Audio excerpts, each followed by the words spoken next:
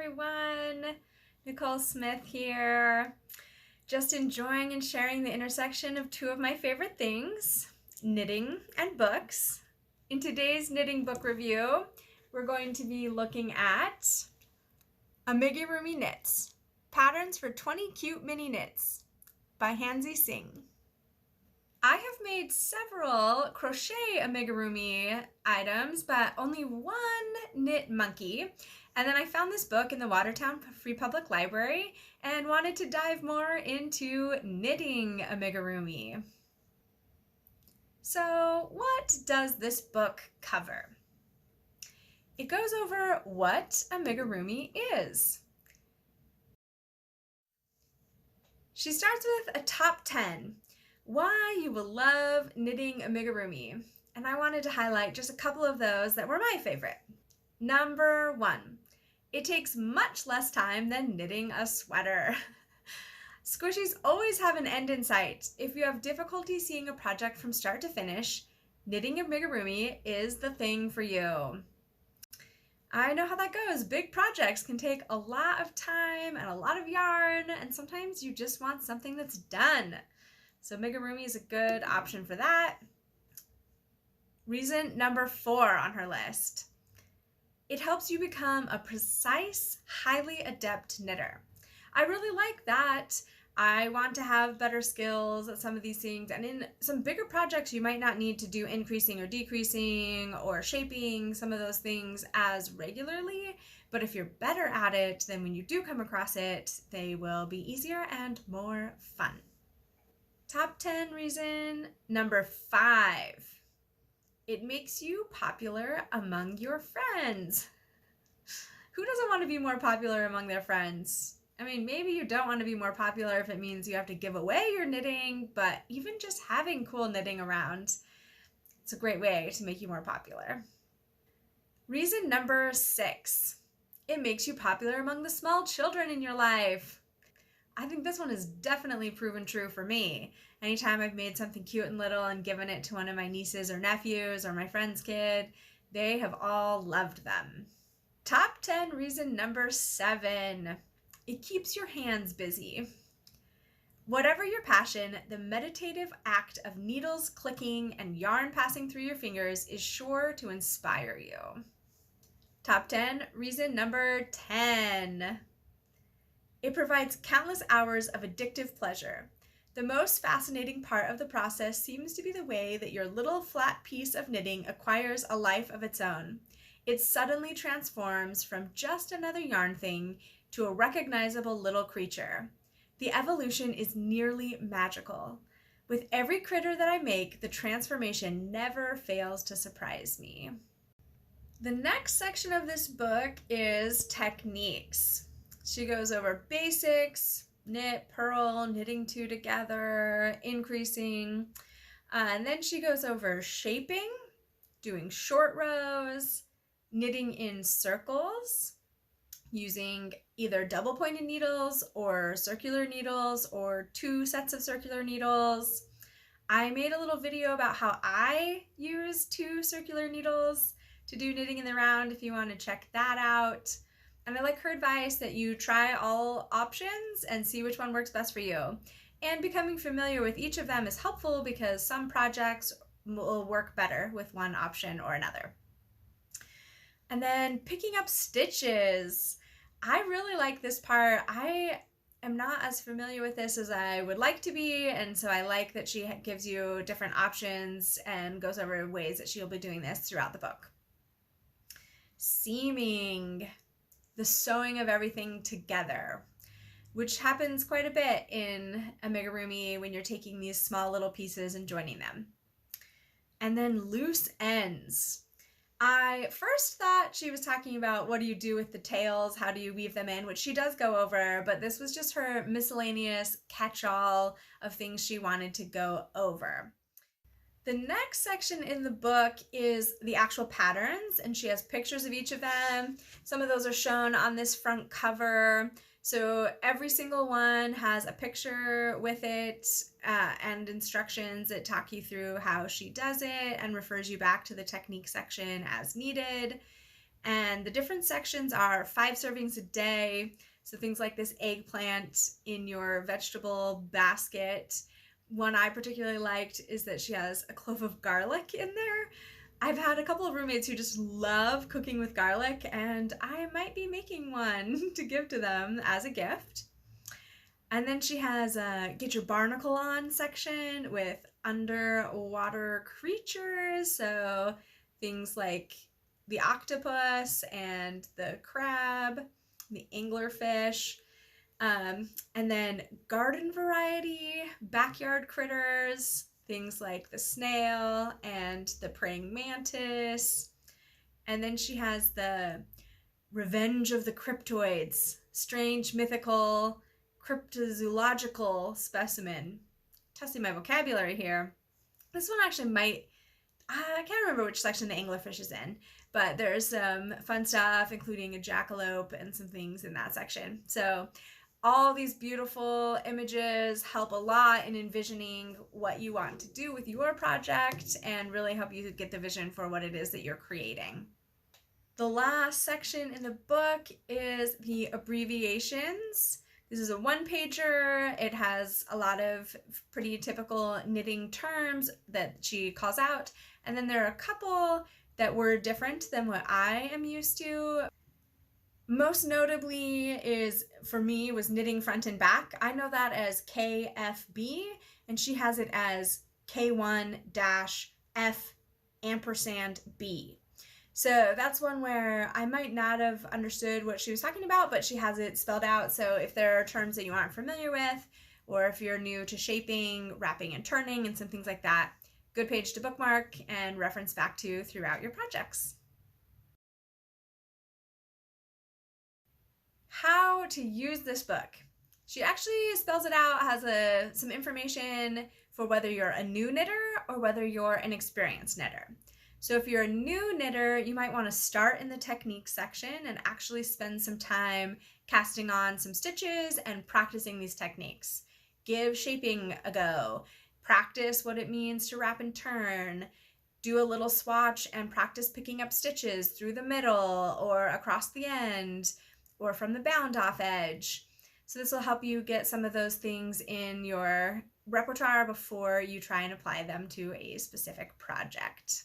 And if you're a more experienced knitter, go ahead and dive in. Pick a critter that you want to make, or a vegetable, or the garlic clove, and go ahead and give it a go. And if there's something you come across that you're not quite sure how to do, then you can refer back to the technique section and see if that gets you enough information to move forward. And if not, then you can do a little cast on swatch and practice that and go back and apply it to your chosen project. Here are a few of my favorite tips that I pulled out reading through this book. Tip number 1. One crucial method for binding off in amigurumi knitting is the 3-needle bind off. This method allows you to bind off 2 edges simultaneously and, amazingly, join these edges together.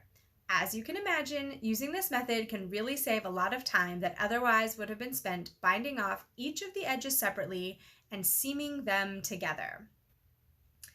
I've used this technique before in doing sweaters, when you're adding an arm in, sometimes the armpit section will have you use a 3-needle bind off.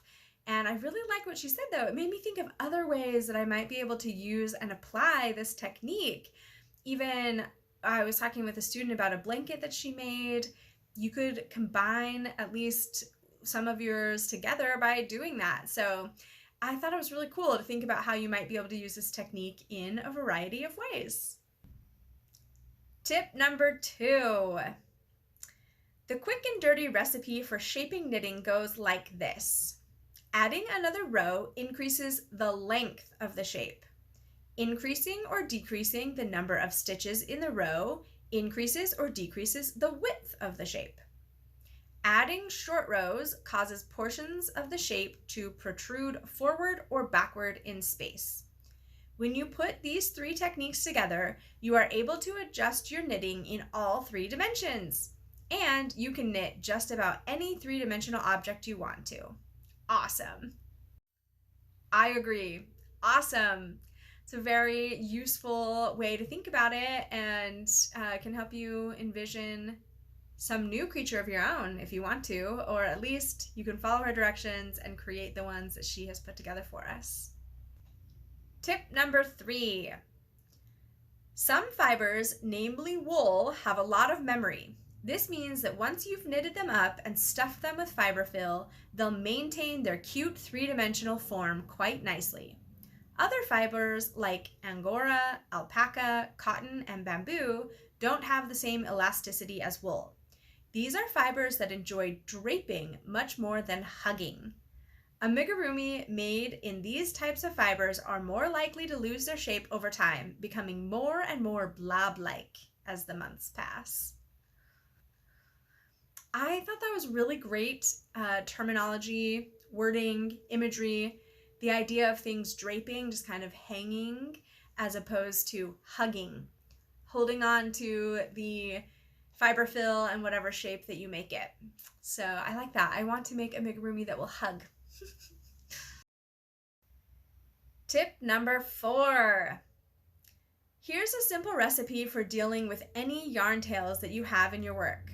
First, take any yarn tails emerging on the wrong side of the work and shove them into the body of your work while you are stuffing.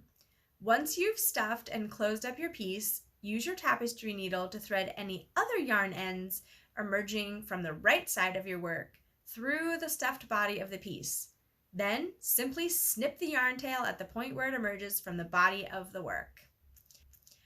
I know this is something that's going to make a lot of knitters pretty nervous, because having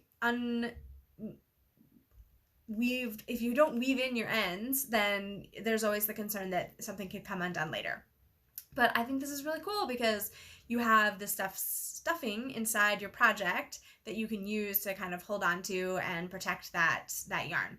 I have, in my other amigurumi projects, definitely utilized the tails inside philosophy, where the beginning tail and those kinds of things can add to the stuffing and structure of your piece itself. But I don't know that I'd really thought about that idea of, like, once you're done, you can just take the needle. So say you had a little ball that you made and you have a piece of yarn sticking out right here. You thread a needle on that, stick it into the ball all the way through the fiber fill and out the other side, and then you can just cut it off. And it's safely encased inside there and all taken care of. Much faster than weaving in all those ends. Favorite quote number 1. Amigurumi isn't a word that you can find in Webster's Abridged. Not yet. But with its meteoric rise to popularity, it's only a matter of time before it sneaks its way into everyday parlance. I did check. Even though this book was written a few years ago, it's still not a part of Webster's. But I think it might be a part of our parlance, a word that is used very commonly. A lot of people know what amigurumi is, and it is a fun word to say and fun projects to work on. Favorite quote number 2. The most confusing thing about picking up stitches is the technical jargon itself. What does it mean to pick up stitches? If you look at it literally, it seems as though the stitches are already there and you simply need to pick them up, put them on your needle, and you're all set. In reality, you cast on stitches directly onto your piece of knitting. What an eye-opener for me. I love that phrasing, changing it to, I know the pattern and things will say pick up stitches, but really what you're doing is casting on in the middle of your project, or maybe quite literally. You might have that flat piece of fabric you knit and be picking up stitches right across the middle to add something, or along the end to continue knitting it.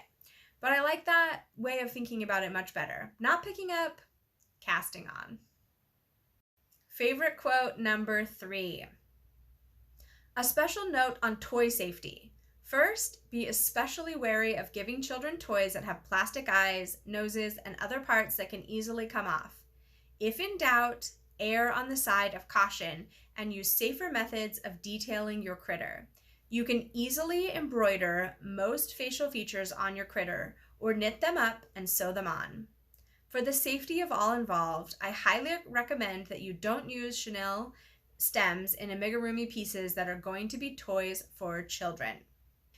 I think this is a really important thing that I wanted to make sure I highlight because a lot of these things look like a lot of fun and you want to make them and give them to somebody, but you definitely want to make sure that you're giving a child something that is safe for them.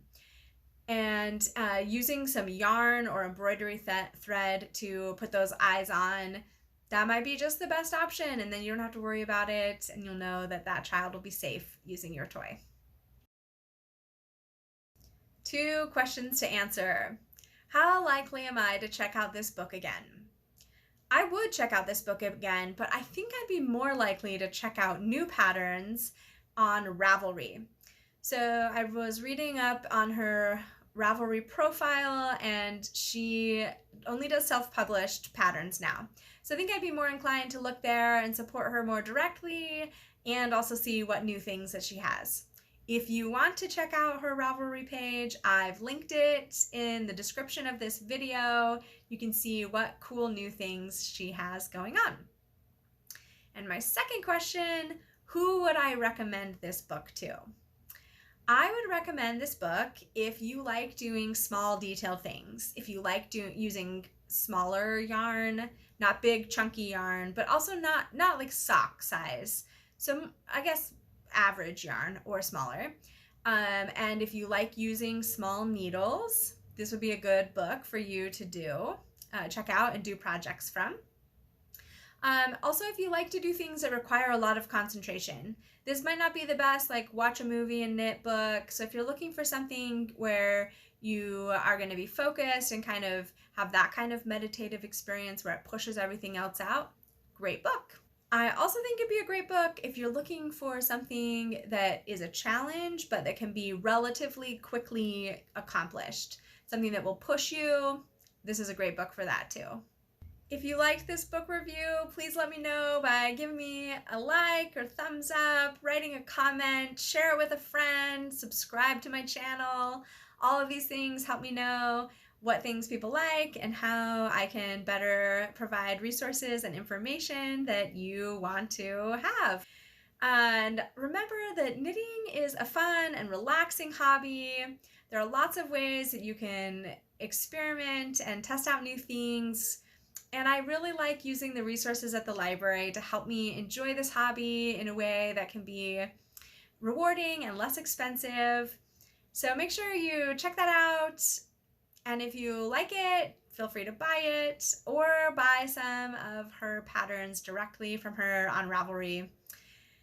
And of course, happy knitting.